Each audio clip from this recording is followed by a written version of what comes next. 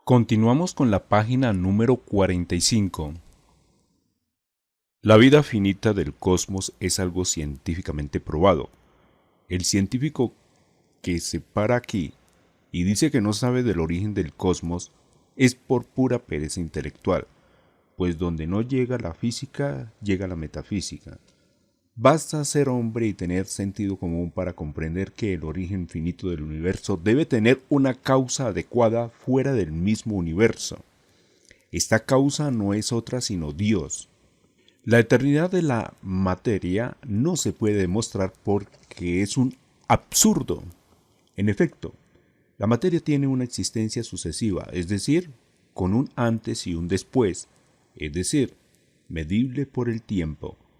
Las sucesivas transformaciones de la materia y los cambios de la naturaleza se van midiendo por el paso de los días, de las horas y de los minutos, y todo lo que es medible por el tiempo tiene una existencia temporal ilimitada, no eterna. El tiempo es la duración del movimiento. El tiempo no existe como algo independiente de los seres sucesivos, se basa en el movimiento de las cosas, en los cambios de la materia. Y lo eterno no cambia, no tiene principio ni fin, está siempre en el momento presente, no está sujeto al paso del tiempo. Si la materia en evolución fuera eterna, querría decir que ha pasado por una serie infinita de momentos sucesivos, y si no se llega al principio desde aquí hasta allá, tampoco se puede llegar desde allá hasta aquí, pues la distancia es la misma. Efectivamente, la misma distancia hay de Madrid a Barcelona que de Barcelona a Madrid. El mismo tiempo hay del día de hoy al 1 de enero de 1950 que desde ese día hasta hoy. Si por más que subiéramos por la escalera del tiempo, no llegaríamos nunca al principio del cosmos. Tampoco llegaríamos nunca al principio del cosmos al día de hoy, si ese principio estuviera en la eternidad. Es así que hoy existe el cosmos actual que vivimos. Luego, si hemos llegado hasta hoy, también desde hoy, subiendo por la escalera del tiempo, podemos llegar con el entendimiento al principio del cosmos, por lejano que esté. Continuamos con la página número 46. Es decir, que el principio del cosmos no está en la eternidad. El cosmos no es eterno. Si el cosmos no es eterno, es necesario otro ser que sea eterno, pues todo lo que empieza necesita de otro para empezar a existir. El único ser eterno es Dios, porque Dios es el único ser por el que no pasa el tiempo, que está totalmente fuera de la medición del tiempo. El tiempo es la duración del movimiento, y Dios es inmutable, es pura actualidad. En Él no hay antes ni después. Es un presente permanente. Todo esto se demuestra en filosofía. Nosotros vivimos en el tiempo y no podemos concebir un ser que exista fuera del tiempo. Alguna intuición podemos tener de lo que es existir fuera del tiempo.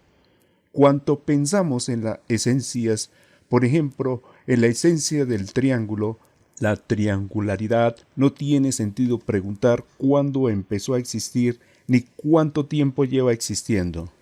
La triangularidad no dura, simplemente es. Todo esto puede ser difícil de entender para personas que no están acostumbradas a cuestiones filosóficas. Es como pedirle a un matemático que explique en 2 palabras la resolución de las ecuaciones diferenciales o de las integrales elípticas, o sencillamente el uso de las tablas de logaritmos a quien no ha estudiado matemáticas. Esto es imposible sin dedicar primero muchas horas y aún años a explicar multitud de conceptos preliminares indispensables. Y desde luego, no se debe buscar en esto una evidencia, como el axioma, el todo es mayor que su parte, y 2 cosas iguales a una tercera son iguales entre sí. Pero es interesante la afirmación de Lindner, profesor de química técnica en la Universidad Alemana de Karlsruhe. La ciencia afirma que el cosmos es finito, que la materia no es eterna y que por lo tanto existe un creador. No se trata de demostrar la existencia de Dios científicamente, pues el estudio de Dios no es objeto de la ciencia, sino de la teología. Continuamos con la página número 47. El objeto de la ciencia no es estudiar a Dios. La ciencia estudia la naturaleza. A Dios lo estudia la teología.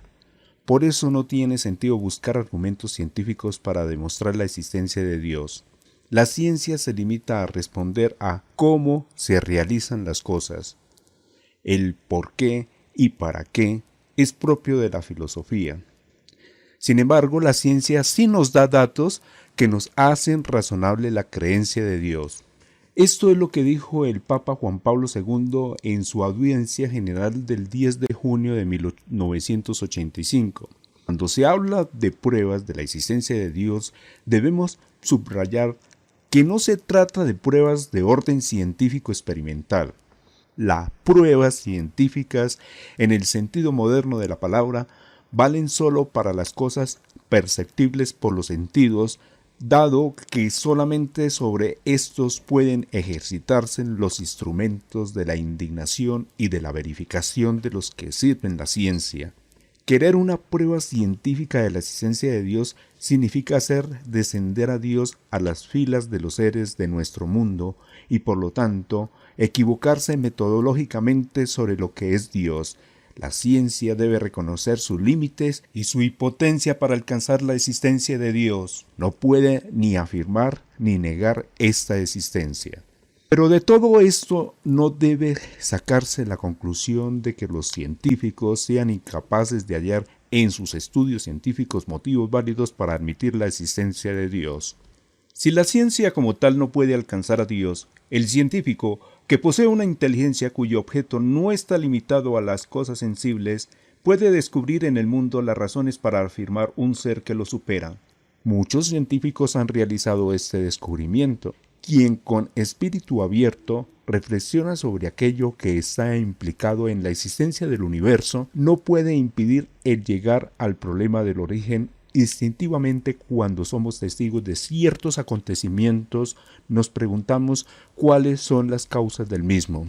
Una hipótesis científica, como la expansión del universo, hace descubrir más claramente el problema.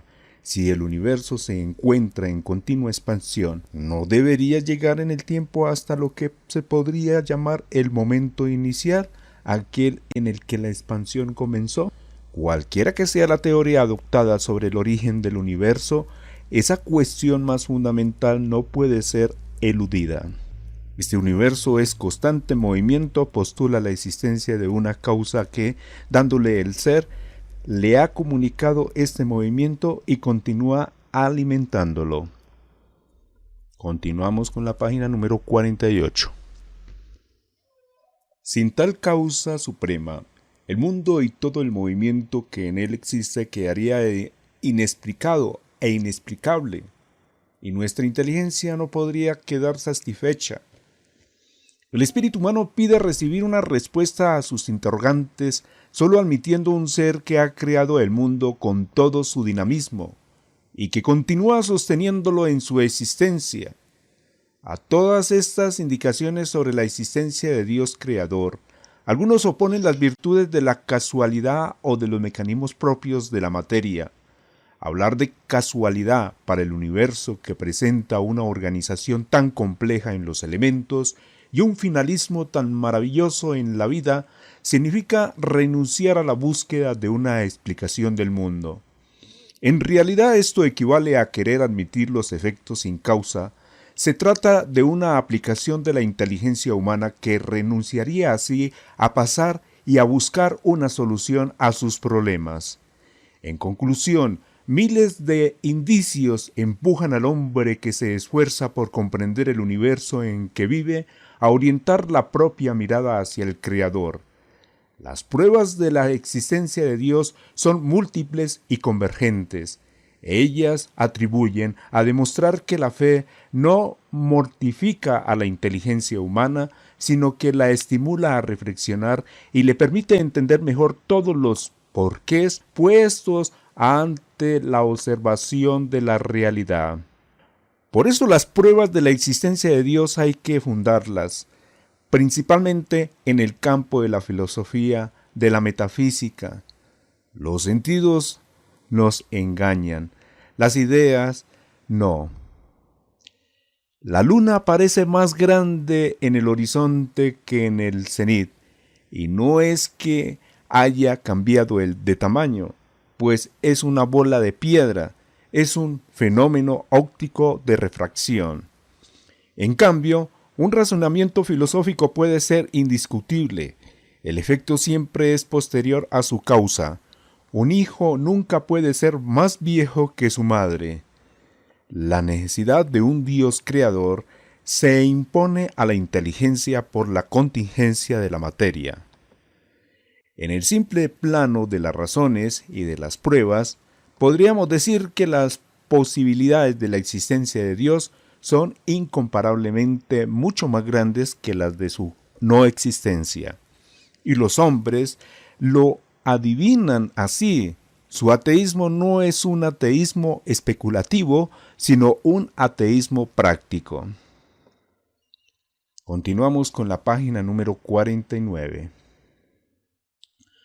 Cuando uno, consciente o inconscientemente, está interesado en rechazar la fe, se siente inclinado a encontrar más y más dificultades y a no parecerle satisfactorias las soluciones que se le dan. No acepta una fe razonable y acepta un ateísmo que es indemostrable. Si Dios nos ha dado la razón es para que la usemos. Debemos ser creyentes bien formados, que sabemos lo que creemos y por qué lo creemos. Hace algún tiempo se habló de la teoría de Frederick Hoyle sobre el origen del universo. Se llama universo estacionario. Sir Fred Hoyle era hijo de padres ateos y en su vida tampoco había sitio para Dios. Sin embargo, en 1983 sorprendió al mundo publicando un libro sensacional, El universo inteligente, donde apunta a la necesidad de la existencia de Dios. La revista norteamericana Time, en un artículo de Arthur White, lo anunciaba con este título: El astrónomo que ha visto la luz con mayúscula, se refiere a Dios. El subtítulo era, según Hoyle, una inteligencia superior guía la naturaleza. En este libro, Fred Hoyle reconoce las dificultades de su teoría hasta el punto de abandonarla, como afirma el profesor de astronomía de la Universidad de Harvard en Estados Unidos, Donald A. Menzel. La teoría del universo estacionario de Fred Hoyle no cuenta con ninguna prueba experimental hasta el presente. Este modelo está hoy abandonado por las insalvables dificultades encontradas. Está hoy tan abandonado que Nigel Henbers, astrónomo inglés de la Universidad de Oxford, en su libro El universo en explosión, titula uno de los capítulos Muerte de la teoría del universo estable. Continuamos con la página número 50. La teoría del universo estacionario de Fred Hoyle debe ser abandonada. Hoy en día casi todo el mundo supone que el universo comenzó con el Big Bang. Roger Penrose y yo, dice Hawking, mostramos cómo la teoría de la relatividad general de Einstein implicaba que el universo debía tener un principio. Dice Robert Hastrow, investigador, astrónomo y cosmólogo norteamericano contemporáneo: prácticamente está eliminada la teoría del universo estacionario de Fred Hoyle, obligándonos a aceptar la de la gran explosión inicial. Esta teoría se llama del Big Bang o del universo en expansión. La desviación hacia el rojo en el espectro de la luz de las galaxias demuestra que el universo está en continua expansión.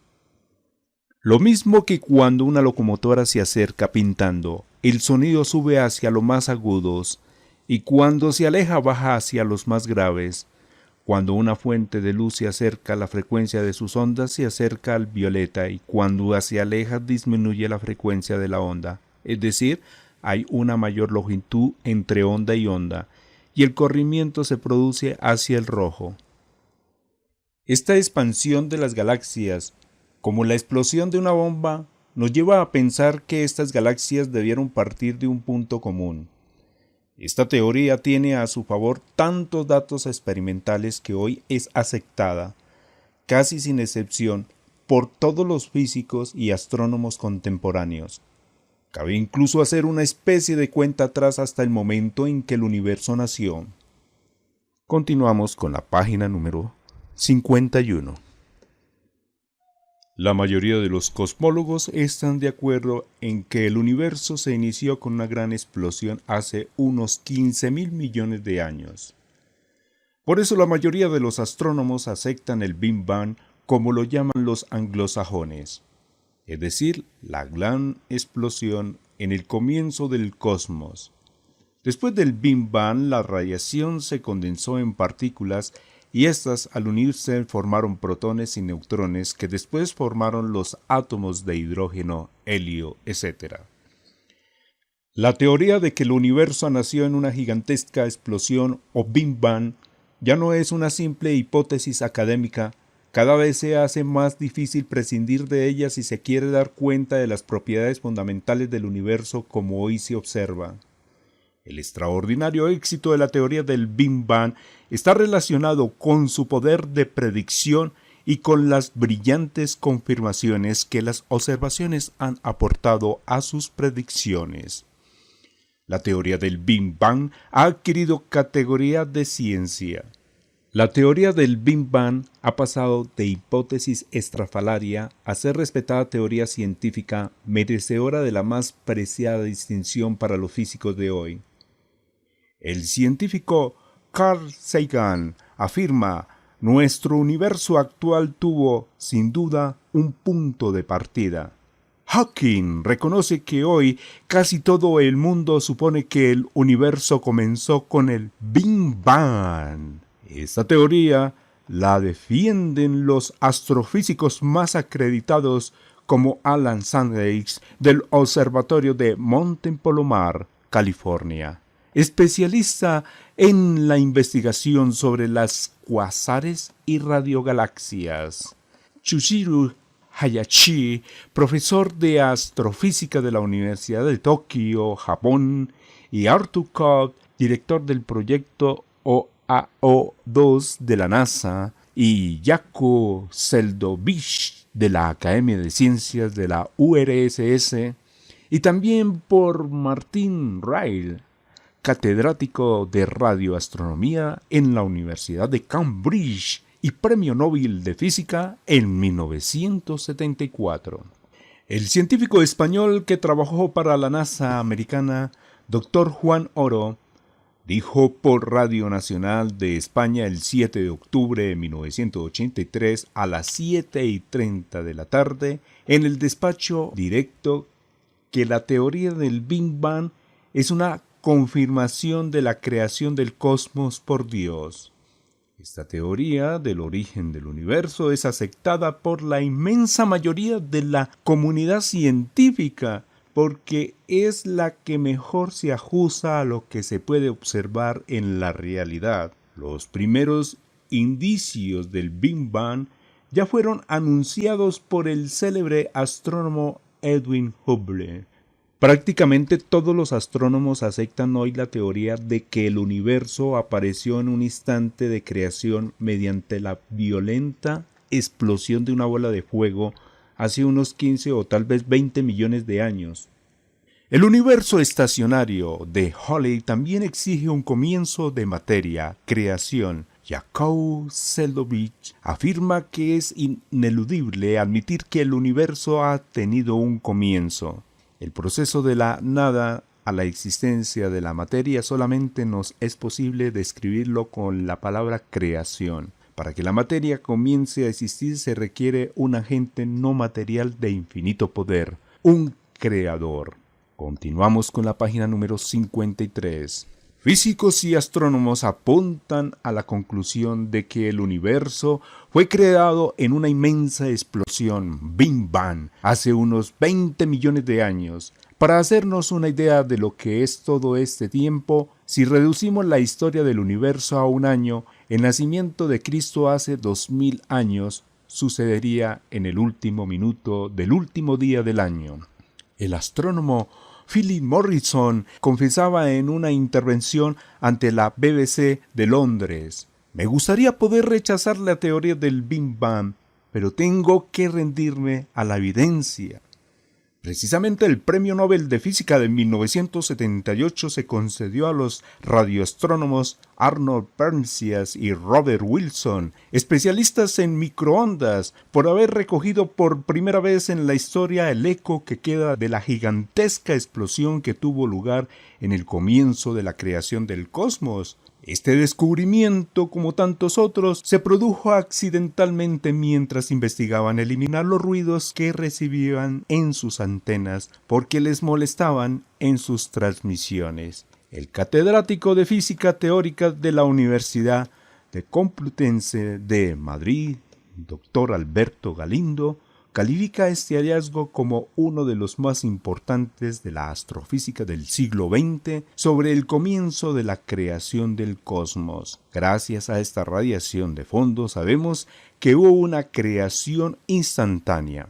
El profesor F. Graham Smith, astrónomo real británico y director del observatorio de Hadley Bank, manifiesta que el ruido cósmico captado proviene del Big Bang, la gran explosión que dio origen al universo.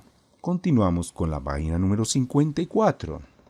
El 23 de abril de 1992, un equipo de investigadores, dirigidos por Jorge Smoot, anunciaba el descubrimiento de fluctuaciones en el fondo cósmico de radiación, detectadas por medio de satélite COBE, Cosmic Background Explorer. Este fondo de radiación refleja el momento de la expansión del universo en que tuvo lugar el acoplamiento entre materia y energía.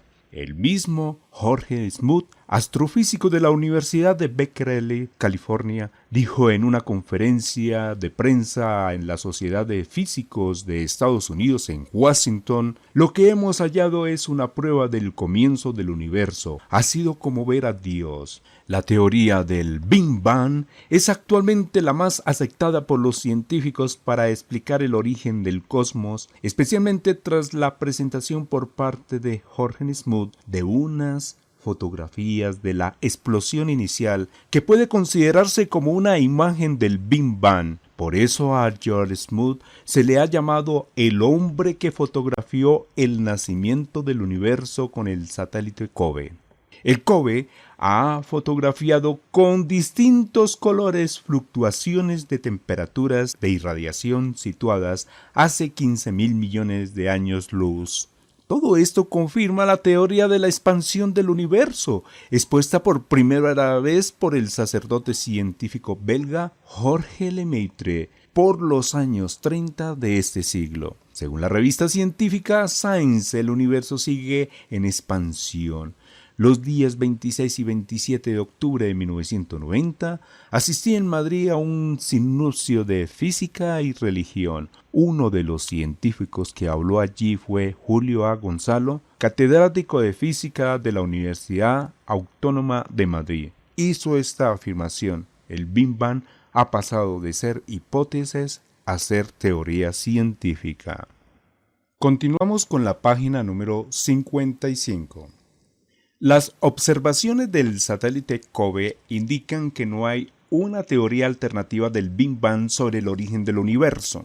El astrónomo John Marder explicó en la reunión anual de la Sociedad Astronómica Americana que las informaciones obtenidas por el satélite COBE no dejan dudas de que el universo surgió a partir de una gigantesca explosión, Big Bang. La teoría del universo pulsante, de sucesivas expansiones y contracciones, es puro parto de la fantasía. No tiene ninguna confirmación científica. mientras que la teoría del Big Bang, del universo en expansión, tiene multitud de comprobaciones científicas.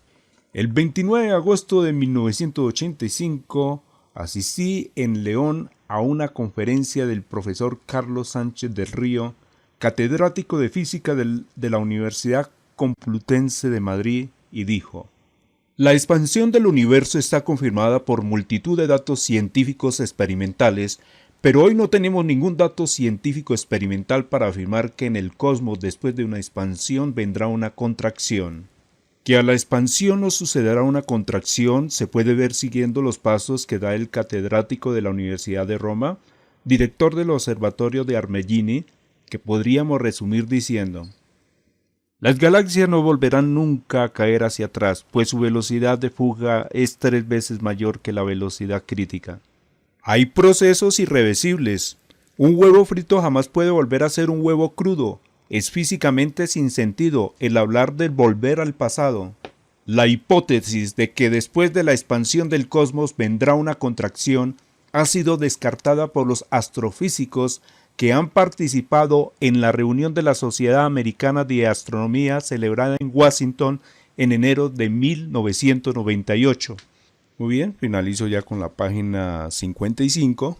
En el otro audiolibro continúo con la página 56. Tenemos que trabajar, o si no, ¿de qué vivimos? Muchas gracias.